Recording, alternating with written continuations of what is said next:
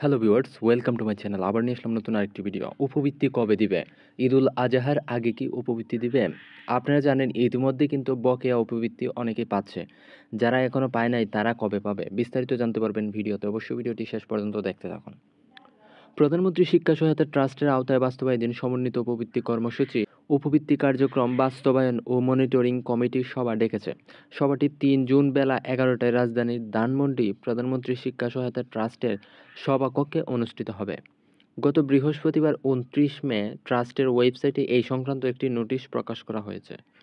নোটিশে বলা হয়েছে সমন্বিত উপবৃত্তি কর্মসূচি এইচএসসি উপবৃত্তি কার্যক্রম বাস্তবায়ন ও মনিটরিং সভার ৩ জুন বেলা ১১টায় প্রধানমন্ত্রী শিক্ষা সহায়তা ট্রাস্টে বাস্তবায়নাধীন পরিচালক জনাব স্মৃতি কর্মকারের সভাপতিত্বে ট্রাস্টের সভাকক্ষে অনুষ্ঠিত হবে। এই সভায় সংশ্লিষ্ট সবাইকে যথাসময়ে উপস্থিত থাকার অনুরোধ করা হয়েছে।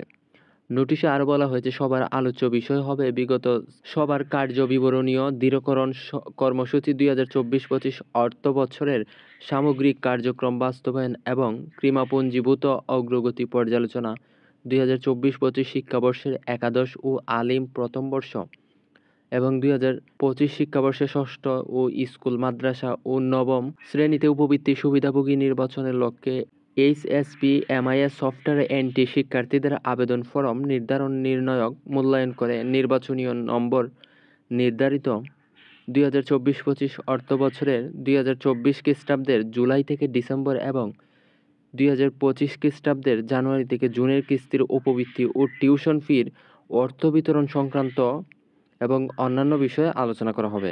তো ভিউয়ার্স, আশা করি আপনারা বুঝতে পারছেন ৩ জুন উপবৃত্তি কার্যক্রম কিন্তু কবে আপনারা পাবেন সেটাই কিন্তু জানতে পারবেন।